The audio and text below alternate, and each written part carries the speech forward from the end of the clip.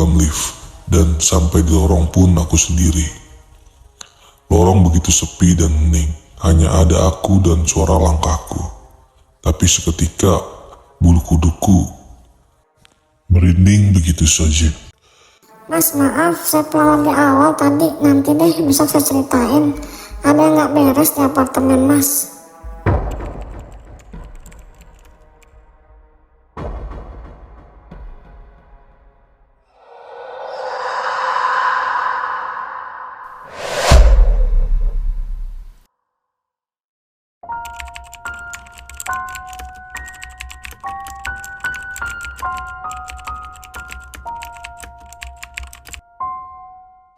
Balik lagi di channel Cerita Hororku bersama gue Ardan yang selalu memberikan cerita-cerita horor yang sangat menyeramkan. Terima kasih buat kalian yang udah nonton video ini atau klik video ini. Semoga kalian tambah rezekinya dan dimudahkan segala urusannya. Amin. Oke, di video kali ini gue bakal ceritain atau share cerita horor dari seorang pria yang tinggal di apartemen angker di salah satu daerah Jakarta. Nah, dia ini pernah melihat sesosok makhluk halus di apartemennya itu. Dan makhluk halus itu bisa menyerupai wujud manusia. Penasaran dengan ceritanya? Gak pakai lama, gue bakal langsung ceritain atau share voice note-nya yang udah dikirimin oleh si penghuni atau yang tinggal di apartemen angker ini. Jadi video kali ini gue gak bakal cerita seperti video sebelumnya.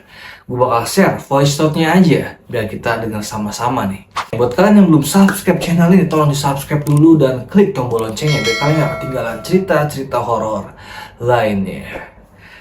Langsung aja cerita hororku dimulai.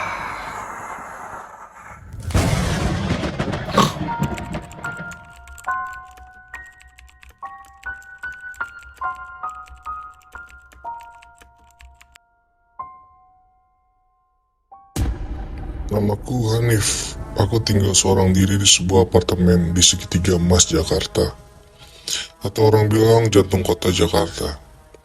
Aku seorang pekerja kantoran yang bekerja di salah satu perusahaan asuransi yang memang bermarkas di ibu kota Jakarta. Sudah beberapa bulan ini aku hidup sendiri semenjak perceraianku dengan istriku.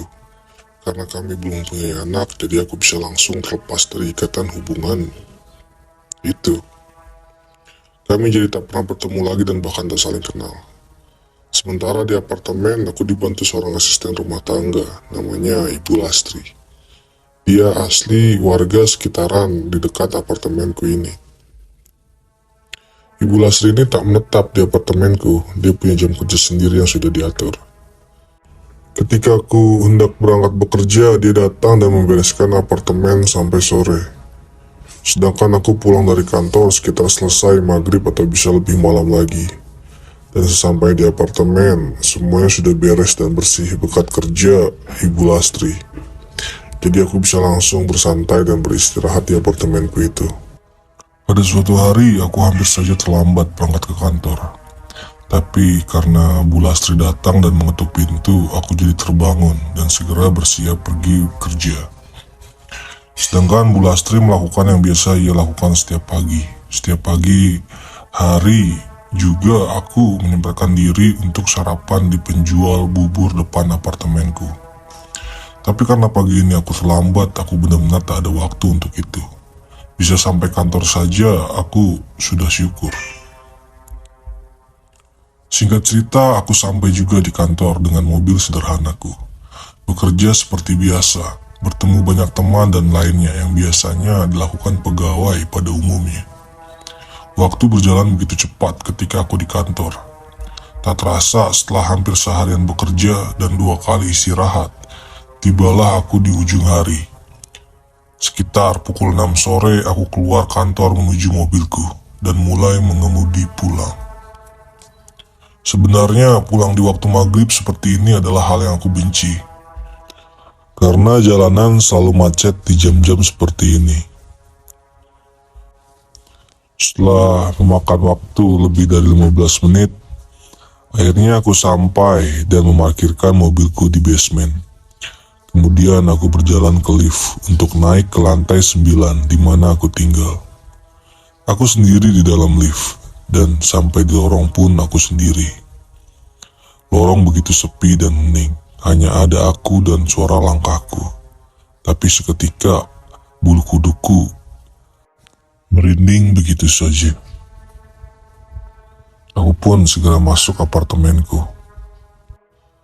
Namun ada yang janggal saat maghrib itu. Aku lihat Bu Lastri belum pulang dan sedang menyetrika di salah satu kamar kosong di apartemenku. Karena pintunya dibuka, aku jadi bisa melihatnya. Aku pun mendekat dan bermaksud menyapanya. Waktu itu Bu Lastri posisinya membelakangiku. Kepalanya menunduk sambil fokus menyetrika bajuku. Kan bisa besok pagi lagi, Bu. Ibu pulang aja, ini udah maghrib juga kok. Enggak mas, sekarang aja deh. Lagi males pulang cepat. Aku berpikir mungkin Bu Lastri sedang ada masalah dengan anak-anaknya di rumah. Jadi aku membiarkannya dan tak menaruh curiga apapun. Dan aku menawarkan untuk membuatkan teh untuknya. Dan aku pun segera berjalan menuju dapur untuk membuatkan segelas teh manis.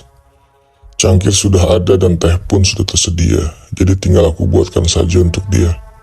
Kasihan, Bu Lastri bekerja seharian. Mungkin sekali-kali aku juga harus melakukan sesuatu yang baik untuknya. Di saat aku sedang membuat teh, ada sesuatu yang membuatku tersentak, membuat jantungku berdegup kencang. Aku kaget bukan main ketika mendapat sebuah pesan singkat dari Bu Lastri di handphoneku. Dalam pesan chat tersebut, Bu Lastri berkata, "Mas Hanif, maaf mas, saya pulang siang ya.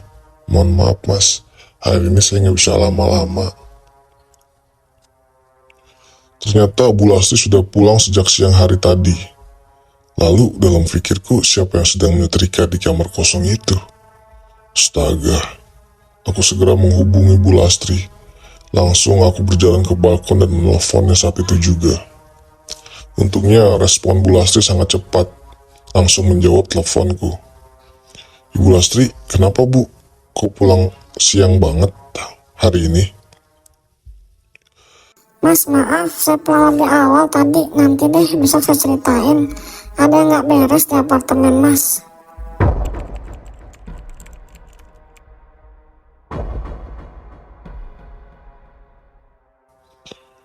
Aku pun langsung menutup telepon itu karena tak ada yang perlu aku ketahui lagi.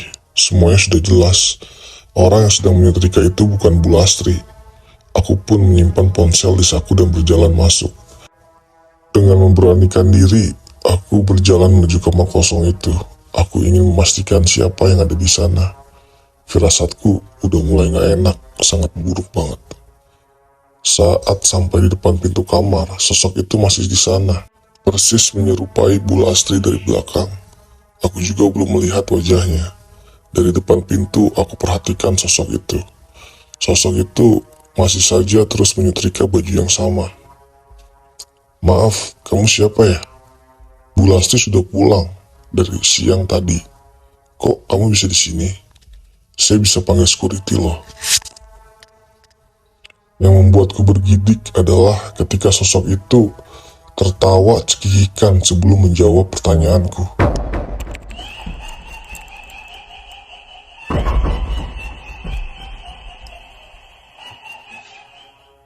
"Loh, memang kamu belum sadar juga? Hayo, aku ini siapa?" Aku ketakutan setengah mati, badanku bergetar hebat, ingin rasanya aku lari. Tapi entah kenapa, mataku rasanya ingin melihat sosok itu. Tak lama kemudian, tiba-tiba, sosok itu menoleh dan langsung berdiri menghadapku, memperlihatkan wajahnya yang rata, tanpa mata, hidung, dan mulut, benar-benar rata. Aku pun berlari sambil berteriak saking takutnya. Aku tinggalkan apartemenku, langsung aku lari ke lift untuk turun ke lantai bawah. Selama di lift, tak henti-hentinya aku istighfar. Sosok apa yang barusan kulihat? Makhluk halus kah?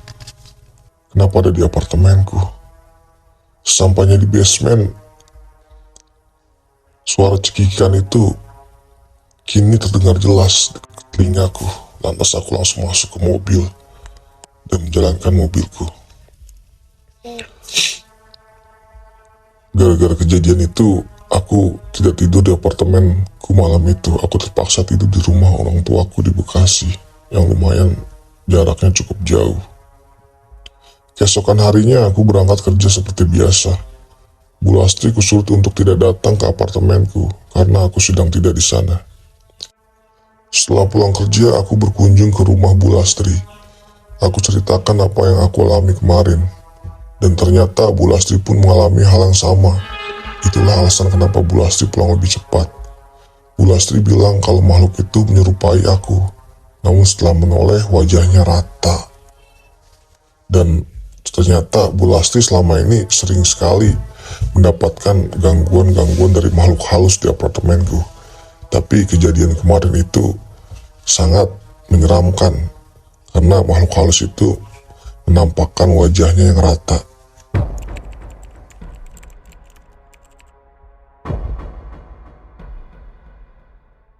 Setelah itu, aku dan keluargaku memutuskan untuk menggelar pengajian di apartemenku untuk mengusir makhluk-makhluk halus itu.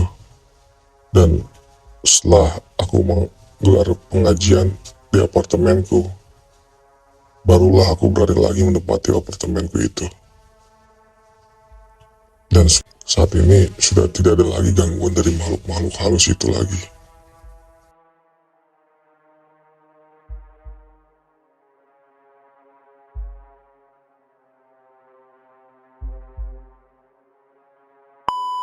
Itulah cerita horor dari seorang yang bernama Hanif yang tinggal di apartemen di salah satu daerah Jakarta. Tulis di kolom komentar aja deh gimana nih cerita horor kali ini. Terima kasih buat kalian yang udah nonton video ini dari awal sampai akhir. Jangan lupa like, comment, share, dan subscribe channel cerita hororku biar gue semakin semangat memberikan cerita-cerita horor yang sangat menyeramkan. Gue Ardan pamit. Terima kasih, sampai jumpa di cerita-cerita horor selanjutnya. Salam cerita hororku.